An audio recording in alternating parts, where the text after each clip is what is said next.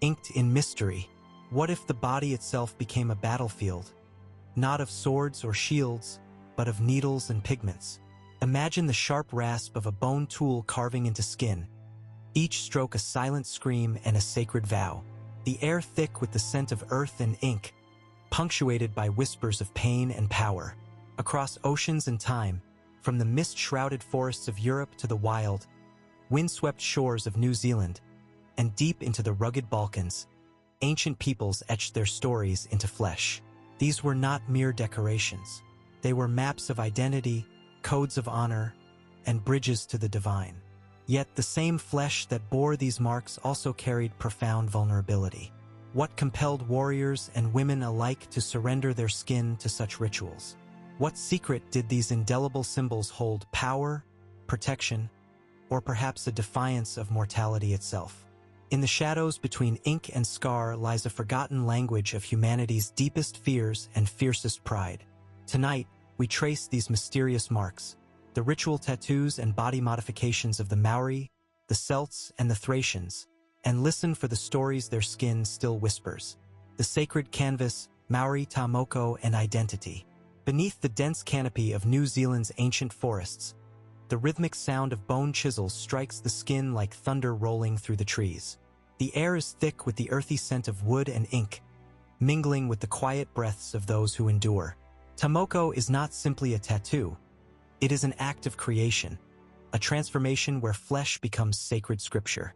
Men and women sit still, faces and bodies carved with swirling spirals and sharp curves, each line a story of ancestry, rank, and spirit. This is Wakapapa genealogy etched into living skin. The pain is relentless, yet it forges a connection between the wearer and the ancestors, a binding of past and present. But there is a paradox here. These marks are both shield and target, displaying power yet exposing vulnerability. The Moko commands respect but also reveals secrets visible to friend and foe alike. When foreign ships darkened the horizon and colonizers sought to erase the sacred art, what became of a people whose identity was written on their faces? Can a culture survive when its stories are forced beneath silence and shadow? The Tamoko is more than ink and pain. It is the heartbeat of a people refusing to be forgotten. Celtic patterns, warriors, magic, and mystery. In the wild hills and mist-laden forests of ancient Europe, warriors stood painted in blue, their bodies alive with swirling patterns of knots and spirals. Woad-stained skin shimmered under a cold sun, a spectral dance of color and meaning meant to transform mortal flesh into something otherworldly. These were the Celts, a people who spoke through symbols, intricate, looping knots that spoke of eternal cycles, of life woven into death and back again. Their body art was a living spell, a cloak of magic to ward off death and intimidate enemies. Painted lines became a language of war and worship. Yet some marks ran deeper, permanent tattoos hidden beneath layers of war paint, their meanings whispered by druids and known only to initiates. These signs tethered the wearer to nature's rhythms and ancient gods, binding flesh to spirit. What drove a people to cloak themselves in such mystic patterns? Was it sheer bravado, or a desperate plea for protection in a world where survival was never guaranteed? The dance of paint and ink reveals a truth. The Celts sought not just to live, but to become legends written on skin. Thracian warriors, scars, tattoos, and the language of power. In the shadowed mountain passes of Thrace, a fierce and untamed people marked their flesh with scars and tattoos, rough, raw, and unyielding. These were not elegant patterns but brutal inscriptions of pain and power, carved or burned into skin with grim devotion. Roman historians whispered of Thracians as savage warriors, their bodies a canvas of defiance, their scars a testament to battles fought and gods appeased. Each mark was a vow, a prayer etched in flesh, an offering to Ares, to Dionysus, to powers beyond mortal reckoning. Their rituals blurred the lines between violence and spirituality, where pain was a gateway to divine favor and mortal glory. A scar was a story, a scar was a shield. Why did they embrace such fierce rites? Was it fear of death, hunger for honor, or a desperate reach for immortality through sacrifice? The language of their bodies remains fragmented, yet in every scar there is a whisper, a fierce heartbeat of a people who lived and died on their own terms. Pain as passage, ritual, endurance, and transformation. What if pain itself was the key? Across the Pacific's islands, Europe's forests, and the Balkan wilds, the ritual was clear. To transform flesh, one must endure suffering. Pain was the forge where identity was hammered and spirit tempered. For the Maori, the sting of bone chisels was a baptism into manhood, a covenant with ancestors. The wails and silence of those who bore tamoko were part of a sacred passage, where agony became power. Celtic warriors painted their bodies anew for every battle, each stroke a ritual shedding of fear, a ceremonial rebirth cloaked in blue and blood. The pain was both shield and sword. Thracian scarification was a deliberate dance with agony. Each cut, each brand a thread woven into a tapestry of sacrifice and devotion. Here, pain was not an end but a transformation. But what of the soul beneath the skin? Did suffering break the wearer or bind them closer to a truth beyond flesh? This dance with pain reveals a profound human truth. To claim identity, we must first be willing to bleed for it. The spiritual ink, tattoos as connection to the divine.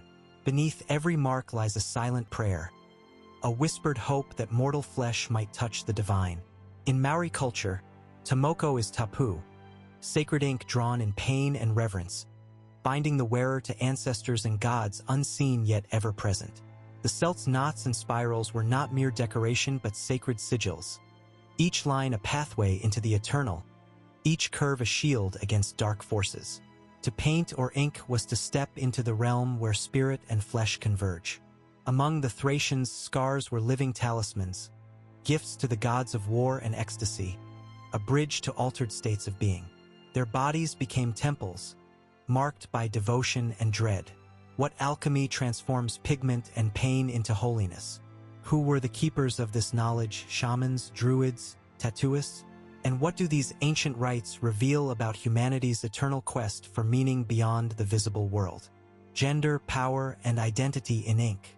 The stories told on skin cut deeper than war and magic. They carve the contours of gender and power. Among the Maori, women wore tamoko not just as decoration but as declarations, signs of strength, lineage, and social stature. Celtic lore hints at women adorned with sacred tattoos, intertwining femininity with mysticism and tribal allegiance. These marks challenged notions of power, weaving female identity into the fabric of myth and ritual. Thracian women, warriors and priestesses alike, bore scars and tattoos linking them to divine forces and martial valor, blurring lines between gender roles and spiritual authority. How did these marks shape a person's place in the world? Were they weapons, shields, or keys unlocking hidden identities? The inked flesh tells stories of bodies that both conformed to and rebelled against societal order. The lost languages on skin, what modern science reveals. Time has faded much of these ancient markings, but modern science breathes new life into their stories. Through carbon dating, pigment analysis, and archaeological finds, the echoes of Maori tamoko, Celtic woad paint, and Thracian scars resurface from the dust. Yet the science is but a faint light in the vast shadow of history. We glimpse tools, traces, and tomb art, but the full language of skin remains elusive, fragmented, mysterious, waiting for voices to reclaim it. As descendant peoples revive these practices, they do more than decorate flesh. They resurrect memory and identity stolen by time and colonization. What can these revived marks teach us about resilience? About the power of memory inked deep into flesh? And how does the past's silent language challenge the way we see ourselves today? Ink as eternal story. The needle's sting, the paint's brush, the scar's cruel kiss. These marks are more than flesh and pigment. They are stories, prayers, defiance carved into the most intimate canvas of all, the human body.